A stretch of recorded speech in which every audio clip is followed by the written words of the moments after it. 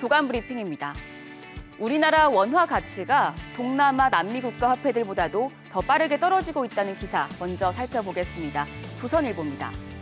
지난 7월 마지막 거래일 대비 9월 12일에 달러 대비 원화 가치는 5.9% 하락했습니다. 같은 기간 중국 위안화, 인도 루피화, 튀르키예 리라화 등도 평가 절하됐지만 이런 주요 신흥국의 통화의 가치 하락폭은 원화의 절반도 되지 않았습니다. 약세를 반도하는 일본 엔화를 제외하고는 주요 선진국 통화도 8월 이후에 원화에 비해서는 상대적으로 양호한 흐름을 보였습니다. 원화가 최근 가치 하락폭이 컸던 이유로는 반도체 약세가 쏟아지면서 원화를 팔고 달러를 사려는 움직임이 거세진 점이 꼽히고요. 일각에서는 이창용 한은 총재가 기준금리를 0.25%포인트씩만 올리겠다고 공언한 것이 환율에 좋지 않은 영향을 줬다는 지적도 제기됐습니다.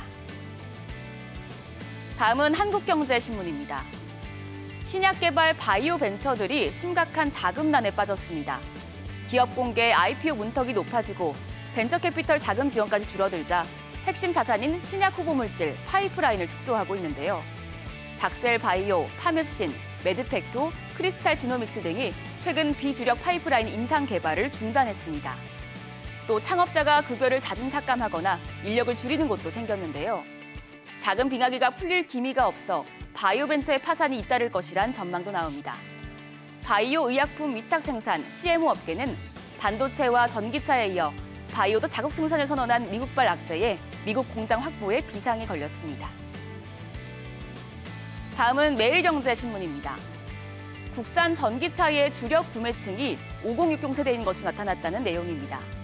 카이지유 데이터 연구소에 따르면 올해 8월까지 현대차 아이오닉5 누적 판매량은 26,712대인데요. 이 가운데 60대 이상 구매자가 36.7%에 달하는 것으로 나타났습니다. 50대 고객까지 합치면 전체의 62.4%에 달합니다. 기아의 EV6 역시 같은 기간 누적 판매량 17,959대에서 이들 세대가 차지하는 비중은 52.8%에 달했습니다. 3040 세대의 전기차 선호도가 높을 것이란 추측과 달리 중장년층의 유지비가 낮고 정숙한 전기차에 지갑을 더 여는 셈인데요. 다만 온라인으로 판매하는 테슬라와 폴스타 등 외산 전기차는 여전히 3040 세대가 주로 선택한 것으로 나타났습니다. 이어서 중앙일보입니다.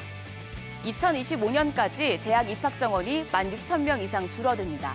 학령 인구가 급감하는 가운데 정부는 대학이 스스로 구조조정을 하도록 지원금을 내걸었고 96개 대학이 정원을 줄이기로 했는데요. 입학 정원 감축 규모는 총 16,197명으로 일반대 55곳이 7,991명을 줄이고 전문대 41곳이 8,206명을 줄입니다. 서울 소재 일반대는 고려대와 국민대, 서울과기대, 서울시립대, 한성대, 홍익대가 포함됐습니다. 교육부는 감축에 나선 대학들에 지원금 1,400억 원을 나눠주기로 했습니다. 신입생 미달 사태를 겪는 지방대를 중심으로 정원이 줄게 되면서 수도권 쏠림 현상이 심화될 것이란 우려도 나옵니다. 마지막으로 한겨레입니다. 금융감독원이 국내 가치투자가로 유명한 강방천 전 에셋플러스 자산운용 회장의 차명투자 의혹에 대해 직무정지라는 중징계를 내렸습니다.